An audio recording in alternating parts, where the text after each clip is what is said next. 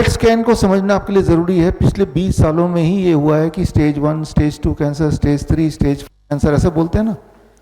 20 साल पहले याद कीजिए सिर्फ कैंसर बोलते थे, लेकिन अब स्टेज हो गया है ना। तो वो जब पेट स्कैन आ गया हॉस्पिटल में, तब से स्टेजेस हो गए। इस बात को समझना पड़ेगा इस जाल से बाहर निकलने के लिए। तो पेट स्कैन में क्या होता है, एक थ्योरी बना ली है, जो सेल ज़्यादा शुगर खाएगा उसे हम कैंसर सेल घोषित कर देंगे। कैसे पता चलेगा बॉडी के कौन से सेल ज़्यादा शुगर खा रहे हैं? तो आपके ब्लड में शुगर इंजेक्ट करते हैं तो शुगर पूरे ब्लड में फैल जाएगा। कोई सेल कम खाएगा, कोई ज़्यादा खाएगा, कोई तो ज़्यादा खाएगा। लेकिन कौन से सेल ने ज़्यादा खाया ये कैसे पहचानेंगे?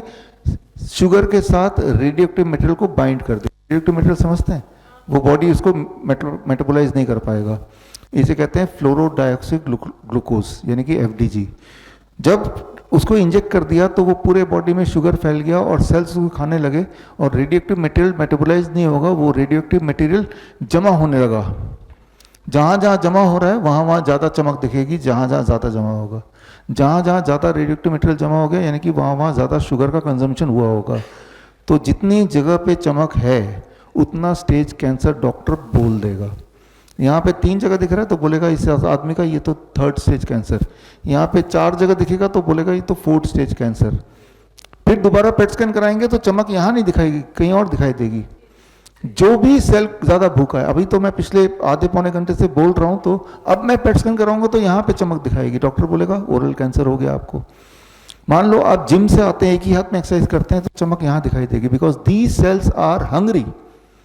मान लो आप इंसुलिन लेते हैं, फिर आप पेट स्कैन कराएंगे तो जहाँ पे इंसुलिन लिया वहाँ पे चमक ज़्यादा दिखाएगी, वहाँ पे सेल्स आर हंग्री, है ना। तो ये समझना पड़ेगा हमें पेट स्कैन का बेसिक थ्योरी क्या है।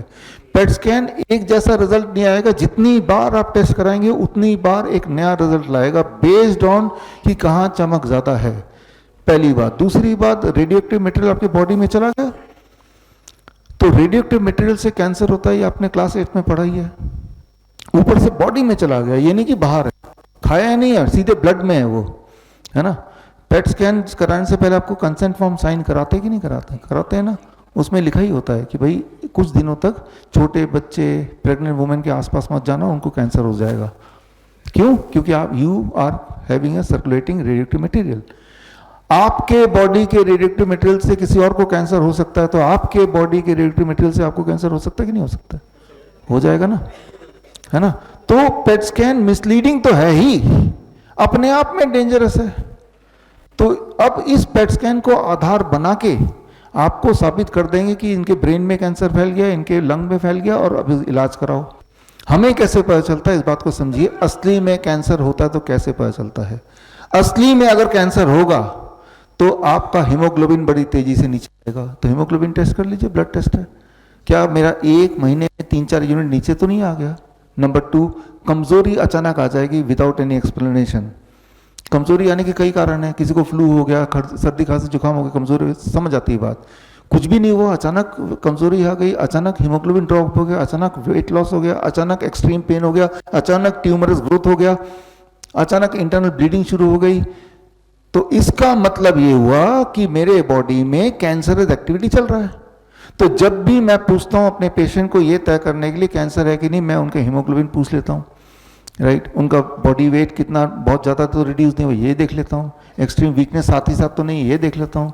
बॉडी में अनयूजुअल कोई ट्यूमरस ग्रोथ तो नहीं, ये देख लेते हैं। अनयूजुअल ब्लीडिंग तो नहीं, ये देख लेते हैं। तो ये सारी चीज़ें बड़ी सिंपल है, ऐसे ही बता देगा वो। और इसको आधार बना के आप डिसाइड कर सकते हैं कि cancerous activities going on in the body और नॉट। बड़ी से बड़ी बीमारी का आसान से आसान इलाज घर बैठे ही हो सकता है। अधिक जानकारी के लिए कांटेक्ट करें nearest doctor BRC clinic @home।